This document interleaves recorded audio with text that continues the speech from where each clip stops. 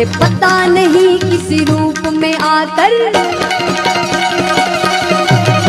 जलाराम बापाना द्वारे જ્યારે ભગવાન સાધુનો વેશ લઈને આવ્યા ત્યારે એમને ખબર નહોતી કે સાધુ છે, પણ બાપાએ દિલથી એવો સત્કાર કર્યો કે ભગવાનને પોતાનું ઓરિજિનલ રૂપ દેખાડવું પડ્યું। આપણા આંગણે ક્યારે જલારામ બાપા કયા વેશમાં આવે આપણને ખબર નથી, એટલે હરેક મહેમાન હરેક અતિથિને આપણે દિલથી સત્કાર કરીએ કે કોઈક વેશમાં આપણા જલારામ બાપા આવી ગયા છે। એટલે अरे पता नहीं किस रूप में आकर जलाराम मिल जाएगा, निर्मल मन के दर्पण में वह राम के दर्शन पाए।